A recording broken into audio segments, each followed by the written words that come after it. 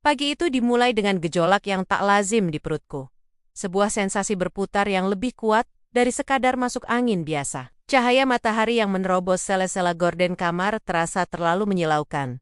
Dan aroma kopi yang biasanya menjadi penyemangat pagiku, kini justru memicu rasa mual yang hebat. Aku berlari ke kamar mandi. Kaki telanjangku menapaki ubin lantai yang dingin menusuk tulang. Lalu memuntahkan isi perutku yang sebenarnya masih kosong. Napasku tersengal, beradu dengan suara keran air yang kubiarkan menyala. Aku membasuh wajah, menatap pantulan diriku di cermin. Wajahku pucat, ada butiran keringat dingin di pelipis.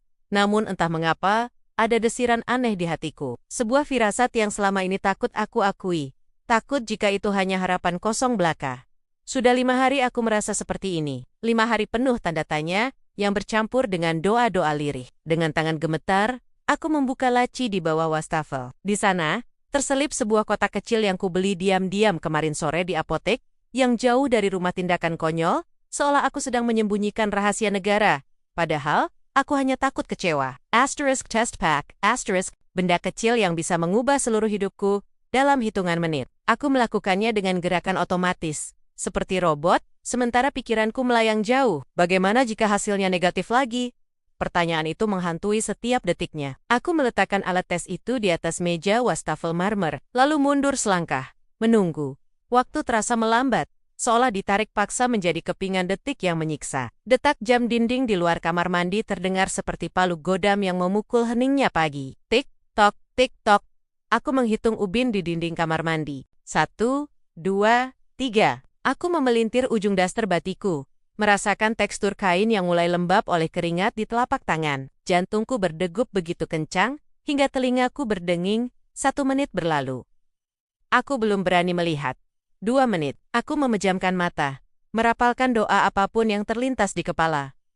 Tuan, jika ini waktunya, tolong. 3 menit, aku membuka mata perlahan, memberanikan diri melangkah maju. Napasku tertahan di tenggorokan saat mataku menangkap garis itu. Bukan 1, tapi 2. 2 garis merah. Tegas, jelas, tidak samar sama sekali. Dunia di sekelilingku seakan berhenti berputar. Hening. Lalu tiba-tiba, sebuah ledakan emosi membuncah dari dada, naik ke kerongkongan, dan pecah menjadi isak tangis. Aku membekap mulutku sendiri dengan tangan. Takut suara tangisku terdengar tetangga. Meski ini adalah tangisan paling bahagia yang pernah kurasakan seumur hidup. Hamil! Bisikku pada pantulan cermin, mencoba mencicipi kata itu di lidahku. Aku hamil. Rasanya seperti ada kembang api yang meletup-letup di dalam dadaku, menyebarkan hangat ke seluruh tubuh, mengusir dinginnya lantai kamar mandi yang tadi menyiksa. Tanpa sadar, tanganku bergerak ke perutku yang masih rata. Di sana, di dalam rahimku yang hangat, ada kehidupan, ada bagian dari diriku, dan bagian dari Rian. Rian. Nama itu seketika membuat senyumku melebar, hingga pipiku terasa sakit. Bayangan wajah suamiku langsung memenuhi benakku. Aku membayangkan bagaimana ekspresinya nanti. Rian yang kaku namun penyayang, Rian yang selalu bekerja keras demi kami, Rian yang aku yakin, diam-diam juga merindukan suara tangis bayi di rumah sepi ini. Rian, selama 2 tahun pernikahan kami, topik tentang anak memang jarang kami bahas secara mendalam. Mungkin karena kami soma-soma takut saling menekan. Tapi, aku sering memergokinya menatap anak-anak tetangga yang bermain bola di depan rumah, dengan tatapan yang sulit diartikan tatapan rindu. Kupikir, dan sekarang, aku bisa memberikannya. Aku bisa memberikan keluarga utuh yang selama ini hanya ada dalam angan-angan kami. Aku segera keluar dari kamar mandi, menyembunyikan test pack itu di saku dasterku seolah itu adalah berlian paling mahal di dunia. Semangatku meluap-luap. Rasa mual tadi pagi lenyap, digantikan oleh energi yang entah datang dari mana. Hari ini harus spesial. Aku tidak akan memberitahunya lewat pesan singkat. Itu terlalu murah untuk kabar sebesar ini. Aku ingin melihat matanya. Aku ingin melihat binar kebahagiaan itu muncul saat ia menyadari bahwa ia akan menjadi seorang ayah. Aku menghabiskan sisa hari itu dengan kesibukan yang menyenangkan. Aku pergi ke pasar, memilih bahan-bahan makanan terbaik. Aku akan memasak sop buntut kesukaannya dengan kuah yang kaya rempah, persis seperti yang biasa ibunya buat. Aku ingin memanjakannya. Aku ingin suasana rumah nanti malam begitu hangat dan nyaman. Sehingga ketika bom kabar gembira ini kulepaskan, malam ini akan menjadi kenangan yang terpatri selamanya. Aroma kapulaga, cengkeh, dan kayu manis segera memenuhi dapur kecil kami. Suara desis panci presto menjadi musik latar yang menenangkan. Sambil mengiris wortel dan kentang, aku tak henti-henti niat tersenyum sendiri. Aku bahkan mulai mengajak bicara janin yang entah sudah sebesar apa di dalam sana. Sabar ya nak, gumamku lirih, mengusap perut dengan punggung tangan yang sedikit berminyak. Nanti malam kita kasih kejutan buat ayah. Ayah pasti senang sekali. Langit di luar mulai berubah warna. Dari biru terang menjadi jingga keunguan. Matahari terbenam perlahan, membawa serta kesibukan sore hari. Aku mandi lebih awal, mengenakan gaun tidur satin berwarna merah marun yang Ryan belikan saat ulang tahunku bulan lalu. Aku memoles sedikit bedak dan lipstik tipis, ingin terlihat segar saat menyambutnya pulang. Wajahku di cermin terlihat berbeda. Ada cahaya baru di mataku. Sebuah kilau yang lahir dari harapan.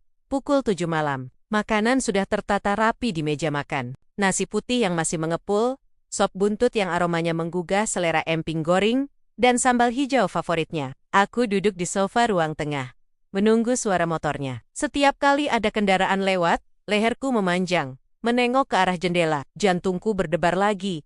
Kali ini bukan karena takut, tapi karena antusiasme yang meledak-ledak. Aku meraba saku gaunku, memastikan tespek itu masih ada di sana. Aku sudah membungkusnya dengan kotak kado kecil bekas jam tangan.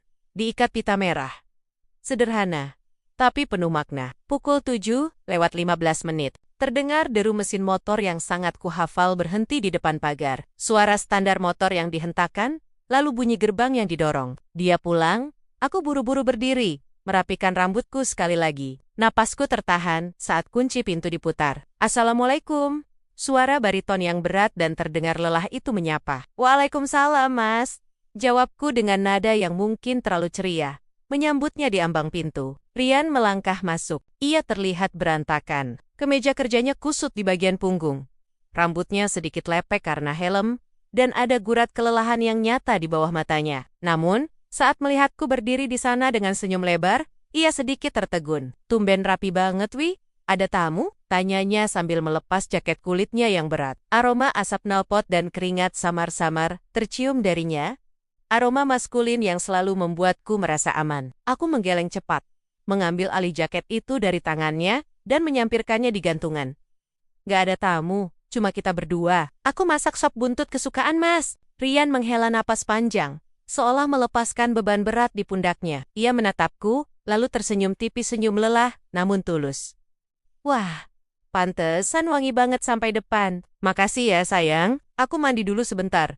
Lengket banget rasanya. Iya, Mas. Air hangatnya sudah aku siapkan. Aku menunggunya dengan sabar di meja makan. Mendengar gemericik air dari kamar mandi, membayangkan dia membersihkan diri dari debu jalanan, dan sebentar lagi hidup kami akan berubah. Aku menggenggam kotak kecil di tanganku erat-erat. 15 menit kemudian, Ryan keluar dengan kaos oblong putih dan celana pendek santai. Rambutnya masih basah. Wajahnya terlihat lebih segar. Ia duduk di hadapanku, menyendok nasi ke piringnya. Kamu nggak makan? Tanyanya saat melihat piringku masih kosong. Aku nanti saja, masih kenyang nyicipin pas masak tadi, dustaku. Perutku sebenarnya lapar, tapi rasa gugup dan bahagia membuatku kenyang. Aku ingin fokus melihat reaksinya. Ryan mulai makan dengan lahap. Aku membiarkannya menikmati beberapa suap pertama. Membiarkan rasa hangat sop buntut itu merilekskan saraf-sarafnya. Suasana hening, hanya ada denting sendok beradu dengan piring keramik. Lampu ruang makan yang temaram menciptakan nuansa intim yang sempurna. Setelah suapan kelima, aku tak bisa menahannya lagi. Mas, panggilku lembut. Ryan mendongak.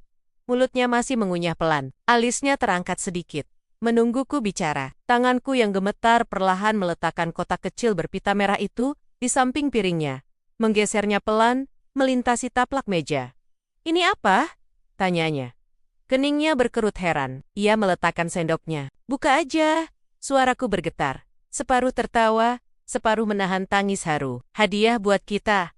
Ryan menatap kotak itu, lalu menatapku lagi dengan tatapan bingung yang polos. Tangan besarnya yang kasar karena kerja keras meraih kotak kecil itu. Jantungku serasa mau copot saat melihat Yaregarinia menarik ujung pita merah itu hingga terlepas. Ia membuka tutup kotaknya perlahan. Aku menahan napas. Mataku terkunci pada wajahnya, bersiap merekam detik demi detik perubahan ekspresinya. Aku membayangkan matanya akan membelalak, bibirnya akan tersenyum lebar, Mungkin ia akan berteriak, "Alhamdulillah!" lalu melompat dari kursi dan memelukku erat. Mengangkat tubuhku berputar-putar, seperti di film-film. Aku sudah siap untuk tangis bahagia kami berdua. Rian melihat isi kotak itu. Sebuah tespek dengan 2 garis merah. Detik merangkak lambat. Ia diam. Tidak bergerak. Hanya matanya yang menatap benda plastik itu tanpa berkedip. "Mas!" panggilku pelan. Senyumku masih terkembang. Meski sedikit ragu melihat reaksinya yang begitu hening. "Kita bakal punya anak, Mas. Aku hamil. Aku menunggu ledakan sukacita itu. Aku menunggu pelukannya." Di kepalaku, skenario bahagia masih berputar, menolak untuk pudar. Aku yakin dia hanya syok karena terlalu bahagia. Ya, pasti itu. Dia hanya butuh waktu mencernanya. Aku mengulurkan tanganku di atas meja, ingin menyentuh lengannya, ingin berbagi kehangatan mukjizat ini. "Mas Rian?" Suara motor Rian terdengar menderu di halaman depan, memecah kesunyian malam yang sejak tadi menggantung di ruang tamu. Jantungku berdegup kencang, seolah berlomba dengan deru mesin yang kini perlahan mati. Keringat dingin membasahi telapak tanganku yang menggenggam erat benda kecil, berbahan plastik itu sebuah tespek dengan 2 garis merah tegas yang sudah kusiapkan sebagai kejutan. Aku menarik napas panjang, berusaha menenangkan gemuruh di dada. Ini adalah momen yang sudah kubayangkan ribuan kali dalam benakku. Rian akan masuk. Aku akan memberitahunya. Dan dia akan menangis bahagia. Memelukku erat, lalu mengusap perutku yang masih rata ini. Pintu terbuka. Sosok Rian muncul dengan wajah lelah. Sisa-sisa debu jalanan menempel di jaket kulitnya yang lusuh. Aroma asap knalpot dan keringat samar-samar tercium saat ia melangkah masuk, melempar kunci motor ke atas meja dengan bunyi kelontang yang kasar. Ia tidak langsung menatapku. Matanya tertuju pada gelas kopi yang sudah dingin di atas meja. "Mas," panggilku pelan. Suaraku terdengar bergetar, campuran antara gugup dan antusiasme yang meluap-luap. Rian menoleh. Alisnya bertaut sedikit. "Kenapa, Wi? Tumben kamu belum tidur." "Ada apa?" tanyanya datar, sambil melepas jaketnya dan menyampirkannya sembarangan di sandaran kursi. Aku bangkit dari sofa, langkahku terasa ringan sekaligus berat. Aku mendekatinya, menyodorkan tangan kananku yang sejak tadi bersembunyi di balik punggung. "Aku punya sesuatu buat kamu. Sesuatu yang akan mengubah hidup kita." Rian menatap tanganku dengan tatapan curiga yang asing. Perlahan, aku membuka kepalan tanganku, memperlihatkan alat tes kehamilan itu di bawah sorotan lampu ruang tamu yang temaram. 2 garis merah itu terlihat begitu nyata, begitu indah di mataku. "Aku hamil, Mas," bisikku. Air mata haru mulai menggenang di pelupuk mata. "Kita akan jadi orang tua." Hening, tidak ada teriakan sukacita. Tidak ada pelukan hangat, bahkan senyum tipis pun tidak tampak di wajah suamiku. Waktu seakan berhenti berputar. Aku menatap wajah Rian, mencari secercah kebahagiaan di sana. Namun yang kutemukan justru sesuatu yang membuat darahku membeku. Wajah Rian memucat, lalu perlahan berubah merah padam. Matanya yang tadi lelah kini menyala, bukan karena cinta, melainkan karena sesuatu yang gelap dan menakutkan. Rahangnya mengeras, gigi-giginya terdengar bergemertak. "Apa kau bilang?" Suaranya rendah, nyaris seperti geraman binatang buas yang terluka. Senyumku perlahan luntur, digantikan oleh kebingungan yang mencekik. "Aku hamil, Mas. Ini anak kita. Bukankah ini yang kita tunggu, Plak?" Benda plastik itu ditepis kasar dari tanganku, hingga terpelanting membentur dinding, dan jatuh ke lantai keramik dengan bunyi "tak" yang menyakitkan. Aku tersentak mundur, tanganku refleks memegang dada. Terkejut bukan main. Napasku tercekat. Aku menatap Rian, tidak percaya dengan apa yang baru saja dilakukannya. "Jangan berbohong padaku, Dewi," bentaknya tiba-tiba. Suaranya menggelegar memenuhi ruangan sempit itu, membuat kaca jendela seolah bergetar. "Mas, apa maksudmu?" "Aku tidak bohong, aku benar-benar..." "Diam." Rian maju selangkah, mendesakku hingga punggungku menyentuh dinding yang dingin. Aura kemarahannya begitu pekat, membuatku merasa kerdil dan tak berdaya. Telunjuknya mengarah tepat ke wajahku, gemetar karena amarah yang tak terbendung. "Kau pikir aku bodoh? Hah? Kau pikir aku tidak tahu kondisi tubuhku sendiri?" Air mataku tumpah, bukan lagi karena haru, tapi karena ketakutan yang menjalar cepat. "Mas, aku nggak ngerti. Kenapa kamu marah? Ini rezeki dari Tuhan." Rian tertawa, tawa yang kering, sumbang, dan penuh luka. Tawa yang terdengar lebih mirip jeritan tertahan. "Rezeki? Tuhan?" Ia meludah ke samping, seolah kata-kata itu menjijikkan baginya. Jangan bawa-bawa Tuhan untuk menutupi dosamu. Perempuan murahan. Kata itu menghujam jantungku lebih tajam dari sembilu manapun. Perempuan murahan. Suamiku sendiri laki-laki yang berjanji melindungiku memanggilku dengan sebutan sehina itu. Mas, sadar mas? Apa yang kamu bicarakan? Aku mencoba meraih tangannya. Tapi ia menepisnya kasar, seolah tanganku adalah bara api yang menjijikkan. Aku mandul Dewi, teriaknya tepat di depan wajahku. Napasnya yang memburu menerpa kulitku, panas dan penuh kebencian. 3 tahun lalu, sebelum kita menikah, aku sudah periksa diam-diam. Dokter bilang, spermaku rusak. Kemungkinan aku punya anak itu 0 besar. 0. Duniaku runtuh seketika. Langit-langit rumah seakan ambruk menimpa kepalaku. Aku ternganga, menatapnya dengan pandangan kabur oleh air mata. Dia tidak pernah memberitahuku soal ini. Tidak pernah sekalipun. Kamu nggak pernah bilang, cicitku, suaraku nyaris hilang. Memang tidak, potongnya cepat. Karena aku malu. Aku laki-laki cacat. Tapi aku diam karena aku pikir kita bisa hidup berdua saja. Tapi kau? Ia menatap perutku dengan tatapan jijik yang membuatku ingin muntah. Kau malah membawa benih orang lain ke dalam rumahku. Kau berselingkuh di belakangku kan? Mengaku saja, demi Allah mas. Tidak, aku menggeleng kuat-kuat. Isak tangis mulai meledak dari tenggorokanku. Aku tidak pernah menyentuh laki-laki lain.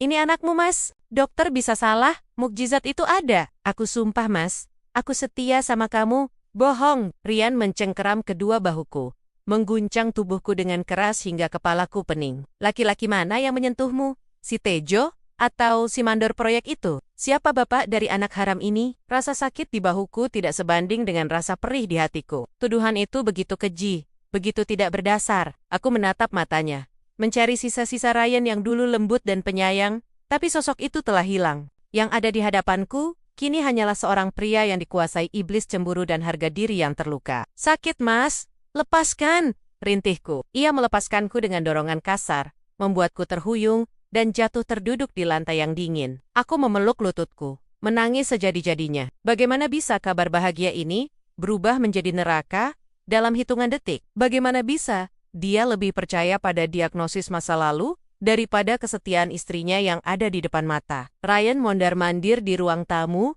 seperti binatang yang terkurung mengga syekekak. Rambutnya frustrasi. Ia menendang kaki meja, hingga vas bunga di atasnya bergoyang nyaris jatuh. Aku bekerja banting tulang pagi sampai malam untukmu, desisnya tanpa menatapku. Dan ini balasanmu memberiku, Aibe. Memberiku anak haram yang harus kuberi makan? Ini bukan anak haram, teriakku. Memberanikan diri meski tubuhku gemetar hebat. Ini darah dagingmu, Rian. Kalau kamu tidak percaya, kita bisa tes DNA nanti, setelah dia lahir. Tapi tolong, jangan sebut dia anak haram. Rian berhenti melangkah. Ia menoleh perlahan. Tatapannya dingin menusuk tulang. Lahir? Tanyanya pelan. Namun nadanya jauh lebih mengerikan daripada teriakannya tadi. Kau pikir aku akan membiarkan bukti perselingkuhanmu itu lahir ke dunia ini? Jantungku berhenti berdetak sesaat. Maksud kamu? Rian berjalan mendekatiku yang masih terduduk di lantai. Bayangannya menutupi tubuhku, menciptakan kegelapan yang mencekam. Ia berjongkok, mensejajarkan wajahnya denganku. Tidak ada lagi amarah yang malah dikeledak di wajahnya. Hanya ada tekad dingin yang kejam. Anak itu tidak boleh ada, ucapnya datar. Selama benih sialan itu ada di perutmu, selama itu pula, kau adalah pengkhianat di mataku. Aku tidak sudi membesarkan anak orang lain. Mas, istighfar. Aku merangkak mundur, mencoba menjauh darinya, melindungi perutku dengan kedua tangan. Insting keibuanku muncul seketika, meski janin ini baru seukuran biji sesawi.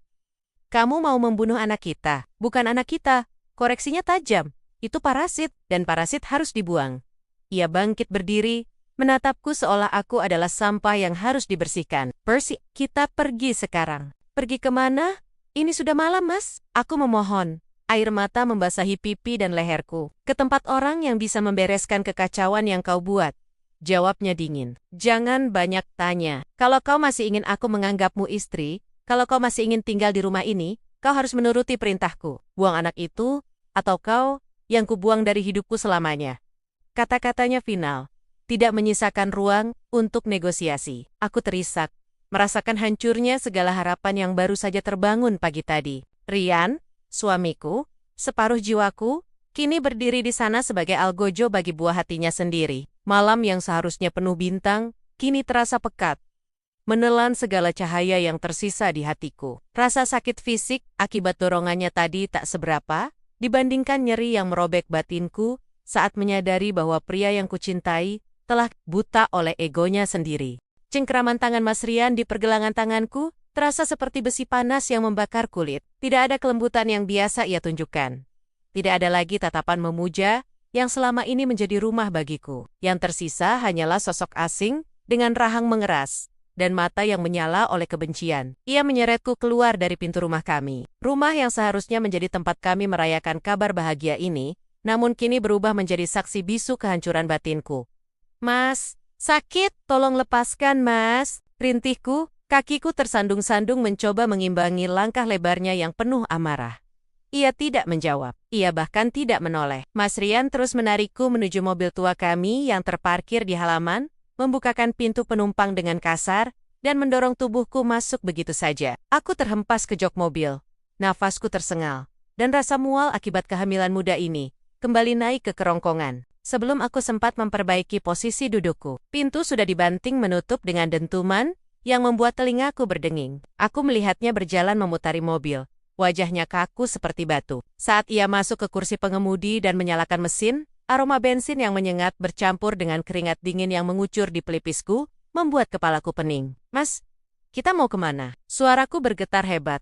Air mata kembali membasahi pipi yang belum sempat kering. Tolong, bicaralah baik-baik. Dengarkan, aku dulu. Diam, bentaknya. Suaranya bukan lagi teriakan, melainkan geraman rendah yang jauh lebih menakutkan. Jangan berani-berani ya. Kamu bicara seolah kamu adalah korban di sini. Wih, aku sudah cukup mendengar omong kosongmu di dalam tadi. Mobil melaju dengan sentakan kasar, meninggalkan pekarangan rumah kami, dan membelah jalanan desa yang mulai gelap. Langit di luar jendela tampak kelabu, seolah turut berduka atas nasib janin yang sedang tumbuh di rahimku. Aku meletakkan kedua tanganku di atas perut. Sebuah refleks perlindungan yang muncul begitu saja. Ada kehidupan di sini. Darah dagingnya. Mengapa ia begitu yakin bahwa dirinya tidak mampu memberikan ini padaku? Kami melewati batas desa, dan jantungku berdegup semakin kencang saat menyadari arah laju kendaraan ini. Mas Rian tidak membawa kami ke rumah sakit, tidak juga ke rumah orang tua kami. Ia mengarahkan mobil ke jalan setapak berbatu yang menuju ke arah Bukit Kapur, daerah terpencil yang jarang dijamah orang, kecuali untuk keperluan yang tidak wajar. Mas, ini jalan ke lereng Kamboja, bisikku. Rasa takut mulai merayapi tulang punggungku.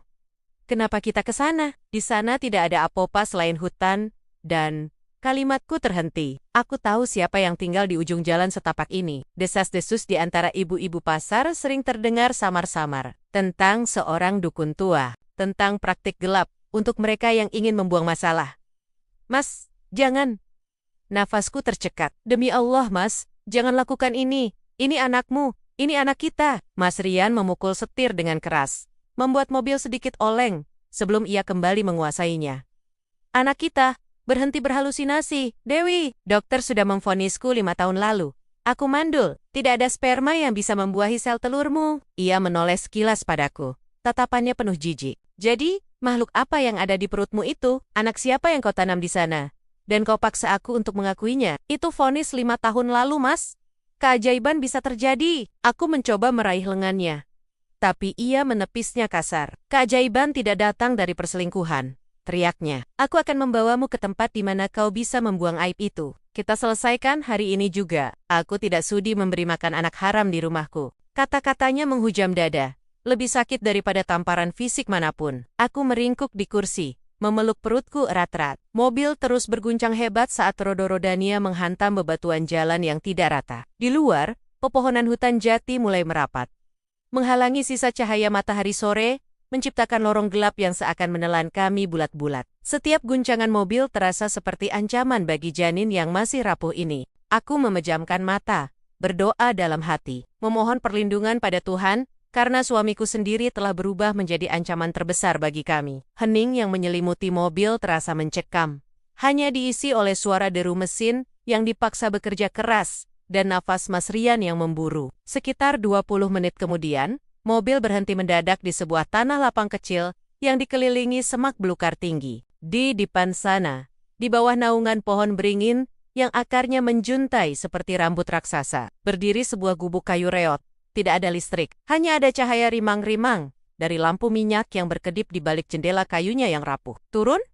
Perintah Mas Rian dingin. Ia sudah keluar lebih dulu, berdiri di sisi pintuku, dan membukanya lebar-lebar. Aku menggeleng kuat-kuat, mencengkeram sabuk pengaman, seolah itu adalah tali penyelamat hidupku.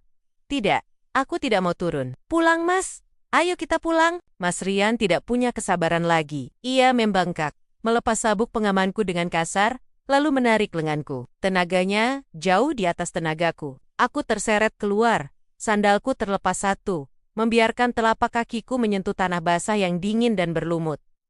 Mas, tolong, jangan bunuh anak ini. Aku menangis histeris. Kakiku terseret di atas tanah berbatu saat ia memaksaku berjalan menuju gubuk itu. Aku bersumpah, aku tidak pernah berselingkuh. Aku hanya milikmu, Mas. Simpan air matamu untuk dosa-dosamu. Desisnya tanpa menoleh. Ia terus menyeretku seperti menyeret karung beras. Tidak peduli aku tersandung akar pohon atau ranting tajam yang menggores betisku. Udara di sekitar gubuk itu terasa berat dan lembab. Bau tanah basah bercampur dengan aroma kemenyan yang samar tercium di udara. Suara jangkrik dan hewan malam terdengar begitu nyaring, seolah menertawakan ketidakberdayaanku. Semakin dekat kami ke pintu gubuk itu, semakin lemas persendianku. Aku mencoba mengerem langkahku, menahan berat tubuhku ke belakang, tapi Mas Rian terlalu kuat. Ia didorong oleh amarah yang buta, oleh rasa sakit hati akibat keyakinan yang salah. Ia merasa dikhianati, dan rasa sakit itu telah mematikan hati nuraninya sebagai seorang suami. Kami tiba di depan pintu kayu yang berlumut. Mas Rian tidak mengetuk dengan sopan. Ia menggedor pintu itu dengan kepalan tangannya. Suara hantamannya menggema di keheningan hutan. Keluar, aku butuh bantuanmu, seru Mas Rian lantang. Suaranya memecah kesunyian malam yang mulai turun. Aku berdiri di sampingnya. Tubuhku menggigil bukan karena dingin, melainkan karena teror murni. Tanganku masih mendekap perutku, seolah tanganku yang kecil ini bisa menjadi tameng dari niat jahat dunia luar. Aku menatap profil wajah suamiku dari samping. Rahangnya yang tegas, hidungnya yang mancung wajah yang dulu selalu kukecup sebelum tidur kini tampak begitu asing dan kejam dalam remang senja. Pintu gubuk itu perlahan terbuka dengan suara derit yang menyayat telinga. Aroma dupa yang lebih pekat langsung menyeruak keluar, membuatku terbatuk kecil. Kegelapan di dalam gubuk itu tampak begitu pekat, seolah siap menelan harapan terakhir yang kumiliki. Mas, bisikku lemah. Suaraku hampir habis. Kalau kau melakukan ini, kau tidak hanya membunuh anakmu, tapi kau juga membunuh aku. Mas Rian menoleh padaku perlahan. Matanya gelap, tanpa belas kasih. Kau sudah mati bagiku saat kau mengkhianati pernikahanku, Dewi. Dia kembali mencengkeram bahuku dan mendorongku maju. Memaksaku melangkah melewati ambang pintu gubuk, masuk ke dalam kegelapan yang menanti, di mana nasib kandunganku akan ditentukan. Aku hanya bisa memejamkan mata. Air mata mengalir deras, pasrah, namun tetap berdoa, agar ada keajaiban yang bisa mengetuk hati suamiku yang telah membatu. Udara di dalam gubuk itu terasa berat, seolah oksigen enggan berbagi ruang dengan aroma kemenyan bakar yang menyesakkan dada. Bau itu bercampur dengan amis tanah basah, dan sesuatu yang lebih tua, lebih lapuk seperti bau kayu yang telah membusuk dimakan rayap selama puluhan tahun. Cahaya di ruangan sempit itu hanya bersumber dari sebuah lampu minyak tanah yang apinya bergoyang gelisah, menciptakan bayangan-bayangan panjang yang menari mengerikan di dinding anyaman bambu. Ryan mendorong punggungku kasar, hingga aku terhuyung ke depan. Lututku menghantam lantai tanah yang dingin dan berdebu. Rasa perih menjalar, namun rasa sakit di hatiku jauh lebih mendominasi. Aku mendekap perutku secara naluriah, sebuah gestur perlindungan yang sial-sial di hadapan kebencian suamiku sendiri. Duduk di situ, perintah Rian dengan suara rendah yang bergetar, menahan amarah. Ia tidak menatapku. Matanya tertuju pada sosok tua yang duduk bersila di sudut ruangan, di atas tikar pandan yang sudah koyak di beberapa bagian. Sosok itu, seorang wanita tua dengan rambut putih yang digelung asal-asalan, perlahan mengangkat wajahnya. Kulitnya keriput seperti kulit pohon tua, dan matanya, oh Tuhan, matanya tampak keruh namun tajam, seolah bisa menelanjangi jiwa siapapun yang ditatapnya. Dukun beranak itu, Mbah Sarti namanya, tidak terkejut dengan kedatangan kami yang tiba-tiba di tengah malam buta. Ia hanya diam, jemarinya yang kurus, sibuk mengunyah sirih. Aku butuh bantuanmu, Mbah, ujar Rian tanpa basa-basi. Ia merogoh saku celananya, mengeluarkan gepokan uang kertas yang kusut. Dengan tangan gemetar karena emosi, Ia melempar uang itu ke hadapan Mbah Sarti. Uang itu berserakan di atas tikar. Kontras dengan kesederhanaan gubuk yang suram ini. Mbah Sarti melirik uang itu sekilas, lalu beralih menatap Ryan. Dan akhirnya matanya terkunci padaku. Ada jeda yang menyiksa di antara detak jantungku yang memburu. Bantuan apa yang kau minta dari orang tua bau tanah ini, nak? Suaranya parau, seperti gesekan dua batu kali. Ryan menunjukku dengan telunjuk yang menuding tajam, seolah aku adalah terdakwa di pengadilan neraka. Perempuan ini, istriku ini, dia hamil. Tapi itu bukan anakku. Aku mandul, Mbah. Dokter sudah bilang begitu, bertahun-tahun lalu. Jadi, apapun yang tumbuh di perutnya sekarang adalah aib. Itu sampah, dan aku mau kau membuangnya. Air mataku menetes tanpa suara. Hatiku rasanya dikabik-kabik mendengar Ryan menyebut bayi kami sebagai sampah. Aku ingin berteriak, ingin membela diri, bahwa aku tidak pernah menyentuh laki-laki lain. Bahwa ini adalah keajaiban Tuhan. Namun, tenggorokanku tercekat oleh gumpalan rasa takut. Di ruangan yang temaram ini, Ryan terlihat seperti orang asing. Suami yang dulu lembut dan penuh kasih itu telah lenyap, digantikan oleh monster yang dikuasai cemburu buta. Gugurkan, Mbah, desis Ryan lagi. Kali ini lebih menuntut. Ia melangkah maju, bayangannya menelan tubuh kecil Mbah Sarti. Aku tidak peduli caranya, ramuan, pijatan, atau mantra sekalipun. Kosongkan perutnya malam ini juga. Aku akan bayar 2 kali lipat jika kau bisa melakukannya sekarang. Mbah Sarti tidak bergerak. Ia meludah ke wadah kuningan di sampingnya, lalu menghela napas panjang. Perlahan, ia menggeser tubuhnya mendekatiku. Sini, Enduk, berbaringlah, perintahnya pelan. Nadanya datar, tidak menyiratkan simpati maupun kekejaman. Hanya profesionalitas dingin seorang dukun kampung. Aku menatap Ryan, berharap ada secuil keraguan di matanya. Berharap ia akan membatalkan kegilaan ini dan memelukku pulang. Tapi matanya gelap, keras seperti batu. Lakukan, Dewi, atau aku yang akan melakukannya sendiri dengan caraku. Ancamnya. Dengan gemetar, aku membaringkan tubuhku di atas tikar yang apek. Langit-langit gubuk yang rendah dipenuhi gantungan akar-akaran, dan botol-botol kecil berisi cairan keruh. Aku memejamkan mata, memanjatkan doa dalam hati. Ya Tuhan, lindungi anakku, jangan biarkan mereka mengambilnya. Tangan Mbah Sarti menyentuh perutku. Kulitnya kasar dan dingin, sangat dingin, hingga membuatku tersentak kaget. Ia menyingkap sedikit bajuku, membiarkan perutku yang mulai membuncit, terpapar udara malam yang menusuk. Ryan berdiri di belakangnya, mengawasi dengan napas memburu, seolah sedang menunggu eksekusi mati bagi pengkhianat. Jari-jari Mbah Sarti mulai bergerak, menekan pelan di sekitar pusar, lalu meraba ke sisi kiri dan kanan rahimku. Awalnya, sentuhannya terasa biasa, seperti pemeriksaan bidan pada umumnya. Ia bergumam pelan, mantra atau sekadar gumaman tak jelas. Aku tidak tahu. Bau minyak kelapa dan rempah-rempah menyeruak dari tangannya, membuat rasa mualku kembali naik. Hamil berapa bulan ini? Tanyanya tanpa menoleh. 3, mungkin 4, Mbah. Jawabku lirih, suaraku pecah. Ryan mendengus kasar di belakang. Cepatlah. Jangan banyak tanya. Hancurkan saja. Mbah Sarti tidak menggubris desakan Ryan. Ia menekan perut bagian bawahku sedikit lebih keras.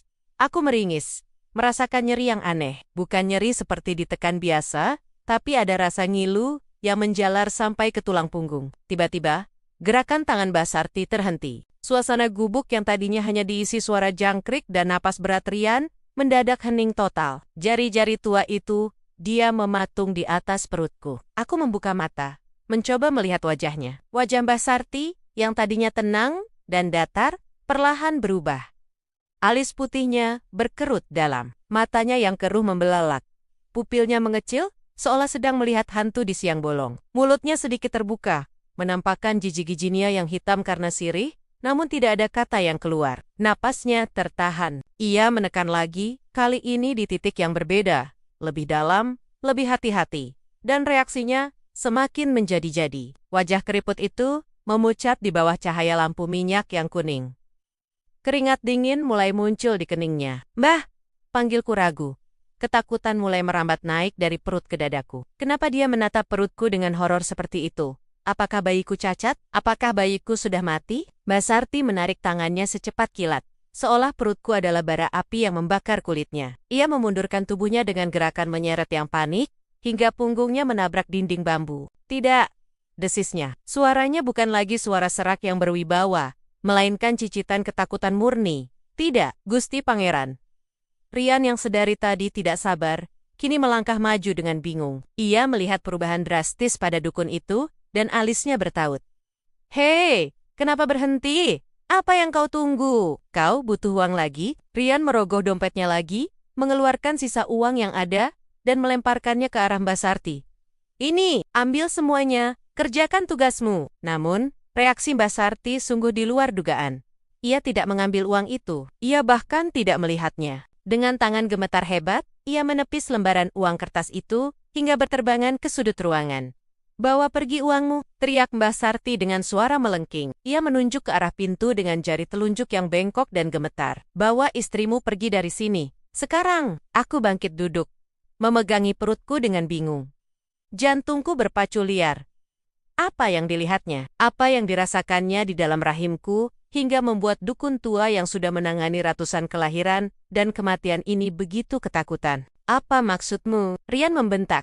Wajahnya memerah karena emosi yang tertahan. Kau menolak rezeki? Aku menyuruhmu menggugurkan kandungan haram itu. Kenapa kau malah mengusir kami? Mbak Sarti menggeleng kuat-kuat. Matanya masih terpaku pada perutku dengan tatapan ngeri. Ia merapatkan tubuhnya ke dinding, seolah ingin menghilang atau menembus bambu itu agar bisa menjauh dariku. Aku tidak bisa, gumam Mbak Sarti. Suaranya bergetar hebat. Aku tidak berani menyentuhnya lagi. Itu bukan ranahku. Itu bukan kuasa manusia. Jangan bicara teka-teki. Orang tua, Rian mencengkeram kerah baju kebaya lusuh Mbak Sarti, menariknya mendekat. Kau pikir aku bodoh? Kau pasti takut dosa kan? Atau kau sekongkol dengan istriku? Lepaskan dia, Mas, teriakku, mencoba melerai meski tubuhku masih lemas. Mbak Sarti tidak melawan cengkeraman Rian. Ia menatap mata suamiku dengan tatapan yang penuh dengan rasa kasihan, sekaligus ketakutan yang mendalam. Dengarkan aku, anak muda, bisik Mbak Sarti. Napasnya tersengal. Kau memintaku membunuh janin. Kau memintaku mengeluarkan bayi? Ya, lakukan, potong Rian kasar. Tidak ada yang bisa aku gugurkan, ucap Mbak Sarti lirih, namun kata-katanya menggema lebih keras dari teriakan manapun di telingaku. Uangmu tidak berguna di sini. Rian melepaskan cengkeramannya, mendorong Mbak Sarti kembali ke dinding. Ia tampak frustrasi, menyisir rambutnya dengan kasar ke belakang. Apa maksudmu tidak ada yang bisa digugurkan? Perutnya besar, dia mual setiap pagi, dia hamil anak haram. Mbak Sarti menelan ludah susah payah. Ia memberanikan diri menunjuk perutku lagi. Meski dari kejauhan, tangannya masih gemetar. Ekspresi wajahnya bukanlah ekspresi seseorang yang melihat kehidupan baru, melainkan seseorang yang baru saja menatap wajah kematian. Kau salah paham, nak. Suara dukun itu merendah, penuh dengan nada fatalistik, yang membuat bulu kudukku meremang. Apa yang ada di dalam sana? Apa yang kau minta untuk kuelus dan kupijat tadi? Itu bukan seperti yang kau kira. Aku merasakan darahku berdesir hebat. Rasa dingin merambat dari ujung kaki hingga ke kepala. Rian terdiam. Amarahnya tertahan oleh kebingungan yang semakin memuncak melihat tingkah laku dukun yang tidak rasional ini. Keheningan di gubuk itu menjadi begitu mencekam. Lebih menakutkan daripada bentakan Rian sebelumnya. Mbak Sarti menatapku dengan mata berkaca-kaca. Tatapan yang menyiratkan sebuah kabar buruk yang teramat sangat. Sebuah kebenaran yang ia sendiri takut untuk mengucapkannya. Udara di dalam gubuk reot itu mendadak terasa begitu berat. Seolah oksigen tersedot habis oleh ketakutan yang tiba-tiba terpancar dari wajah keriput Mbah Dukun. Bau kemenyan yang semula menyengat, kini terasa memualkan. Bercampur dengan aroma lembab tanah dan keringat dingin yang mulai membasahi punggungku. Aku masih terbaring kaku di atas tikar pandan yang kasar. Napasku tertahan di tenggorokan. Sementara mataku bolak-balik menatap Ryan dan lelaki tua di hadapanku. Tangan Mbah Dukun yang baru saja menarik diri dari perutku masih gemetar di udara.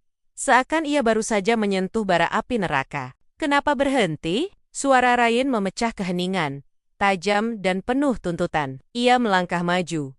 Bayangannya memanjang di dinding anyaman bambu yang diterangi cahaya temaram lampu minyak. Saya bayar kamu bukan untuk diam dan melongo seperti orang bodoh, Mbah. Rian merogoh saku celananya dengan kasar, mengeluarkan amplop tebal berisi uang yang sudah ia siapkan. Dengan gerakan yang syarat akan arogansi, ia melempar amplop itu ke hadapan si dukun. Amplop itu mendarat di atas meja kayu kecil, menabrak cawan berisi air kembang, hingga sedikit tumpah. Kurang. Ambil itu cukup untuk membiayai hidupmu setahun di kampung ini. Sekarang selesaikan tugasmu, bentak Ryan.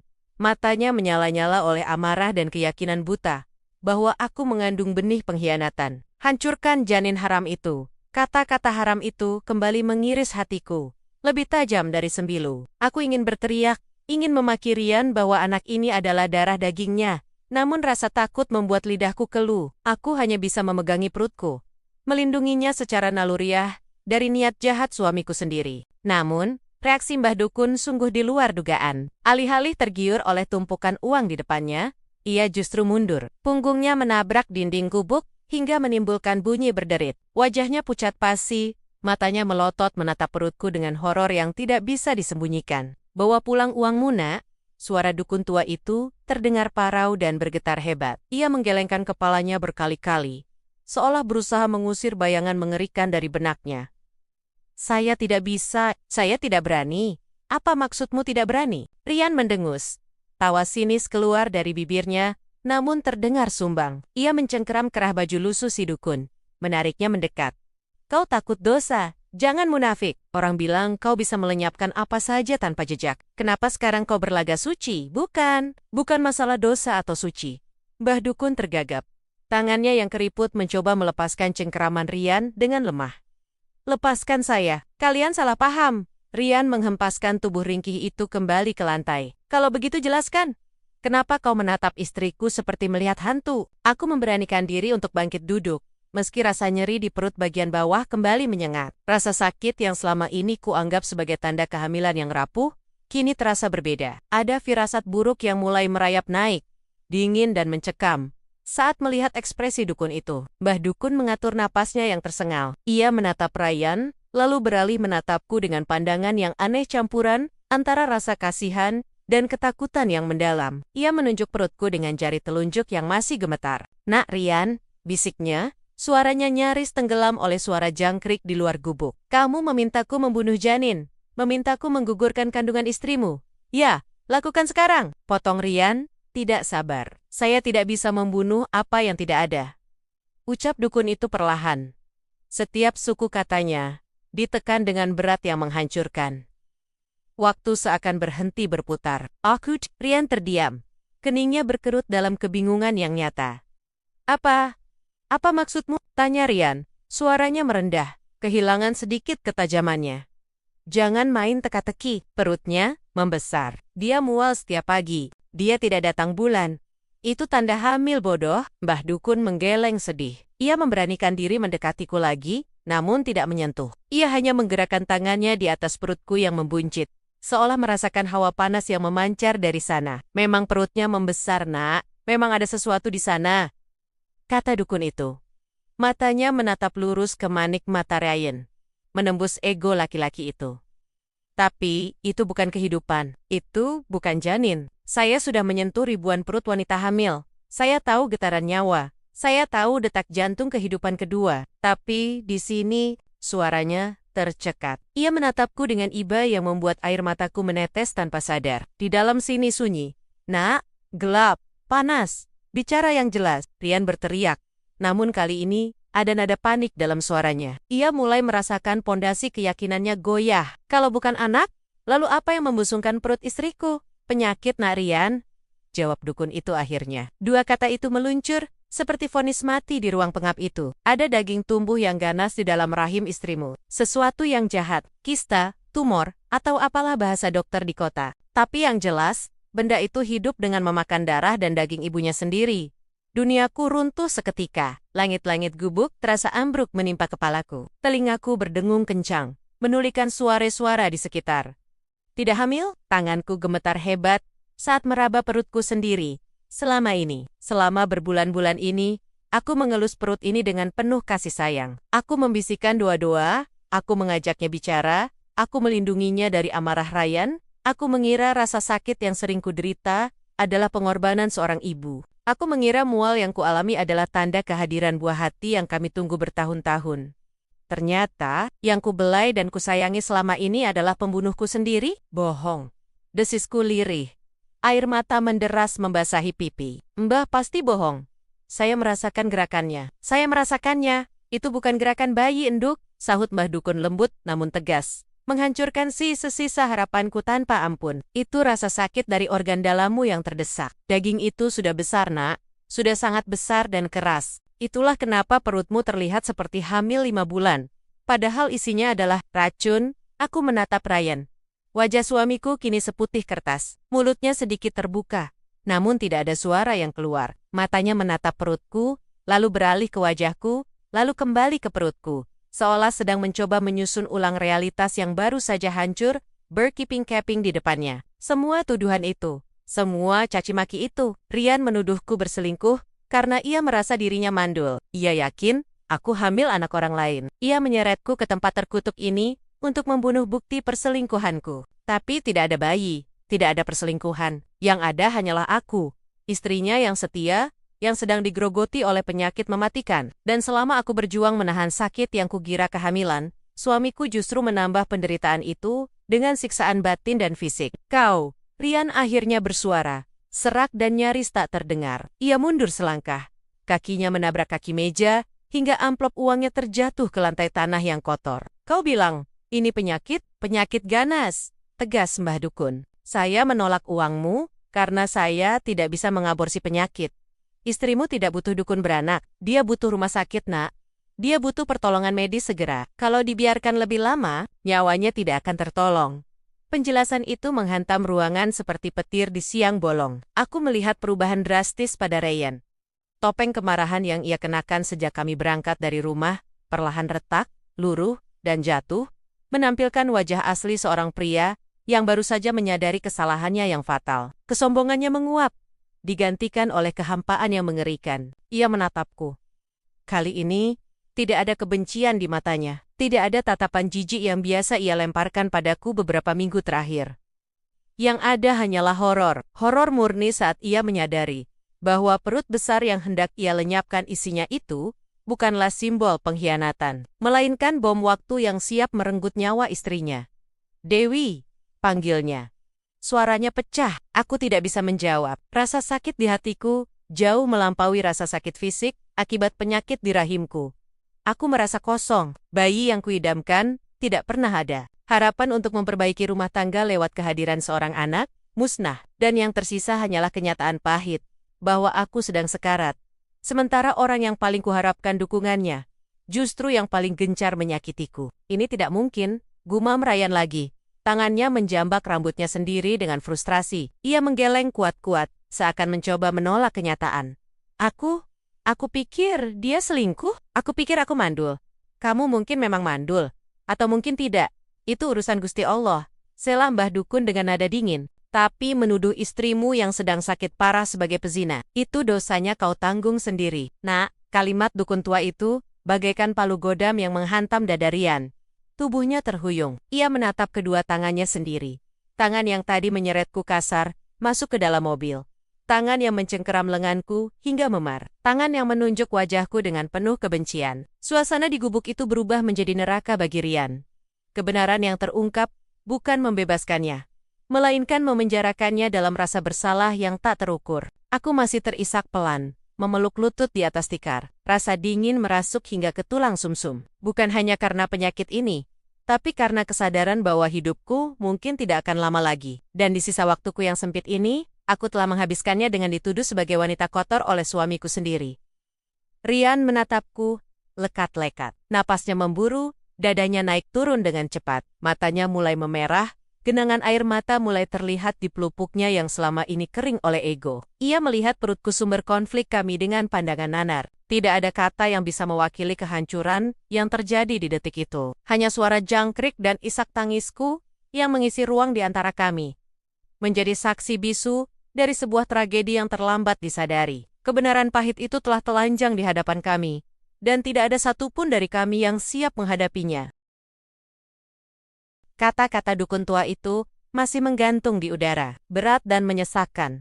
Seolah menyerap seluruh oksigen di dalam bilik kayu yang sempit itu. Bukan janin. Penyakit, kalimat itu berputar-putar di kepalaku. Bertabrakan dengan keyakinanku selama beberapa bulan terakhir. Tanganku secara refleks menyentuh perutku yang membuncit tempat yang selama ini kuusap dengan penuh kasih sayang, tempat yang kukira menjadi rahim bagi buah cinta kami. Kini, sentuhan itu terasa asing, dingin, mengerikan. Apakah yang berdenyut di sana bukan kehidupan, melainkan kematian yang sedang menggerogoti tubuhku perlahan? Aku menatap Ryan, wajah suamiku, yang beberapa detik lalu masih merah padam oleh amarah dan kebencian, kini memucat drastis. Warna darah seolah tersedot habis dari wajahnya, menyisakan topeng horor yang tak pernah kulihat sebelumnya. Matanya yang tajam dan menuduh kini melebar, menatap kosong ke arah perutku, lalu beralih ke wajahku, dan kembali lagi ke perutku. Dunia seakan berhenti berputar. Hanya ada suara napas Ryan yang semakin cepat, semakin dangkal, seperti orang yang sedang tercekik. Tidak mungkin, bisik Ryan. Suaranya pecah dan serak. Ia mundur selangkah. Kakinya goyah, seakan lantai tanah di bawahnya baru saja runtuh. Mbah pasti bohong kan? Istri saya hamil, Mbah. Dia selingkuh. Itu anak haram. Ia mencoba menyangkal, mencoba berpegang pada narasi kebencian yang telah ia bangun untuk melindungi egonya sendiri. Namun, dukun itu hanya menatapnya dengan sorot mata iba yang menusuk. Sorot mata yang jauh lebih menyakitkan daripada kemarahan. Dukun itu menggeleng pelan, lalu menunjuk ke arahku dengan telunjuknya yang keriput. Lihat istrimu, nak. Lihat wajahnya, pucat seperti mayat hidup. Matanya cekung, tubuhnya kurus kering, hanya perutnya yang membesar. Itu bukan tanda kehidupan. Itu racun yang kau biarkan tumbuh karena kau terlalu sibuk dengan cemburumu. Kata-kata itu adalah paku terakhir. Hahaha. Teriakan itu meledak dari tenggorokan Ryan, begitu keras dan memilukan hingga membuat nyala lilin di sudut ruangan bergetar hebat. Itu bukan teriakan marah. Itu adalah raungan seekor binatang yang terluka parah. Jeritan keputusasaan murni yang merobek keheningan malam. Ryan ambruk, lututnya menghantam tanah keras dengan bunyi gedebuk yang ngilu. Ia tidak lagi peduli pada harga dirinya. Ia tidak lagi peduli pada dukun yang menontonnya. Ia merangkak ke arahku, menyeret tubuhnya dengan sisa tenaga yang ia miliki, hingga ia berada tepat di kakiku. Dewi, rintihnya. Air mata mulai membanjiri wajahnya, bercampur dengan debu lantai. Bahunya berguncang hebat. Setiap isakan terdengar seperti ia sedang memuntahkan jiwanya sendiri. Ya Tuhan, Dewi, aku terpaku di kursi rotan reyot itu, terlalu syok untuk bergerak. Rasa sakit di perutku tiba-tiba terasa nyata, bukan tendangan bayi yang lucu, melainkan kram tajam yang menggigit. Rasa perih yang selama ini kabaikan, karena mengira itu bagian dari kehamilan. Ryan memeluk kakiku erat-erat, menenggelamkan wajahnya di lututku. Celanaku basah oleh air matanya yang deras. Aku mau membunuhmu. Ryan tersedak oleh tangisnya sendiri. Suaranya timbul tenggelam dalam histeria. Aku menyeretmu ke sini untuk membunuh anak itu. Padahal kamu sedang sekarat. Aku suami macam apa, Wi? Aku iblis. Ia memukuli kepalanya sendiri dengan kepalan tangan, menghukum dirinya sendiri di hadapanku. Mas, hentikan, seruku lemah. Tanganku gemetar saat mencoba menahan tangannya. Meskipun ia telah menyakitiku begitu dalam, melihatnya hancur lebur seperti ini tetap mengiris hatiku. Bunuh aku saja, Wi. Pukul aku. Ryan mendongak, menatapku dengan mata yang bengkak dan merah, penuh dengan penderitaan yang tak terlukiskan. Aku menuduhmu zina. Aku memaksamu minum ramuan penggugur. Kalau kamu minum itu, kamu bisa mati, Wik. Aku hampir membunuh istriku sendiri. Ryan kembali meraung.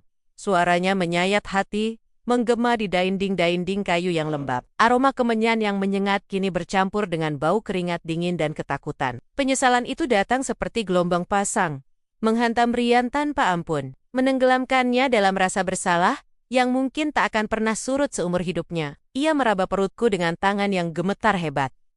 Sentuhannya kali ini berbeda. Tidak ada lagi cengkeraman kasar atau dorongan penuh jijik. Jemarinya menyentuh perut besarku dengan kelembutan yang rapuh, seolah aku adalah barang pecah belah yang sudah retak 1000. Sakit ya sayang? Sakit banget ya? Tanyanya di sela-sela isak tangis. Maafkan mas yang buta ini. Mas malah nambahin sakit kamu. Mas malah bikin kamu stres, bikin kamu jalan jauh ke tempat terkutuk ini. Aku menatap langit-langit bilik yang gelap. Air mataku sendiri akhirnya tumpah. Bukan karena haru, tapi karena kenyataan pahit yang baru saja menghantamku. Tidak ada bayi, tidak ada tawa kecil yang akan memenuhi rumah kami. Yang ada hanyalah penyakit ganas yang bersarang di rahimku, dan suami yang baru saja sadar dari kegilaannya. Mas, suaraku bergetar. Aku takut. Hanya itu yang bisa kuucapkan. Pengakuan jujur dari seorang wanita yang baru saja kehilangan harapan, menjadi ibu dan kini dihadapkan pada beang-beang kematian. Mendengar itu, tangis Rian terhenti sejenak. Meski air matanya masih mengalir deras, ia menghapus air matanya dengan kasar, menggunakan punggung tangan, lalu menatapku lekat-lekat. Di dalam kehancuran matanya, aku melihat secercah tekad baru muncul perlahan. Tekad yang lahir dari rasa bersalah yang luar biasa. Ia bangkit perlahan. Kakinya masih goyah. Lalu berlutut di hadapanku agar sejajar dengan wajahku. Ia menangkup kedua pipiku dengan tangannya yang dingin dan basah. "Dengar Mas Wi," ucapnya dengan suara serak, namun tegas. Menekan setiap kata seolah itu adalah sumpah. "Kita pulang sekarang. Kita ke rumah sakit terbaik. Mas nggak peduli berapa biayanya. Mas nggak peduli harus jual rumah atau mobil. Mas akan tebus semua dosa Mas. Tapi," kata dukun itu, "persetan dengan dukun ini. Persetan dengan semuanya," potong Ryan. Nadanya meninggi bukan karena marah padaku, tapi marah pada kebodohannya sendiri. "Kamu nggak akan mati. Mas nggak akan biarin kamu pergi. Kamu harus sembuh, Wi. Kamu harus kasih kesempatan, Mas, buat nebus semua perlakuan keji Mas selama ini. Tolong, jangan tinggalkan Mas dengan rasa bersalah ini." Ia mengecup keningku lama. Air matanya menetes jatuh ke wajahku. Ciuman itu terasa asin dan penuh kepedihan, namun juga penuh dengan janji. Dukun tua itu berdeham pelan dari sudut ruangan, memecah momen emosional kami. "Bawalah dia pergi, Nak. Penyakit itu butuh pisau bedah, dokter. Bukan mantraku. Jangan buang waktu lagi dengan amarahmu." Rian mengangguk kaku pada dukun itu, sebuah anggukan terima kasih yang canggung, karena telah menamparnya dengan kebenaran, sekaligus kebencian karena tempat ini menjadi saksi titik terendah dalam hidupnya. Dengan sigap, Rian membantuku berdiri. Ia memapahku dengan sangat hati-hati. Lengannya melingkar kuat di pinggangku, menopang hampir seluruh berat badanku. Padahal saat datang tadi, ia menyeret tanganku dan membiarkanku tersanding-sandang di jalan setapak yang gelap. Kini, ia memperlakukanku seolah aku adalah ratu yang sedang terluka. Kami melangkah keluar dari gubuk itu, disambut oleh udara malam yang dingin, menusuk tulang. Suara jangkrik dan angin malam yang mendesir di pepohonan bambu terasa lebih suram dari sebelumnya. Jalan setapak menuju mobil kami terlihat panjang dan menakutkan. Namun Rian tidak melepaskan genggamannya sedetik pun. "Hati-hati, ada batu," bisiknya lembut, mengarahkan langkahku. Setiap langkah yang kami ambil menjauh dari gubuk dukun itu terasa seperti langkah menuju medan perang baru. Perang melawan egonya sudah berakhir dengan kekalahan telak Rian.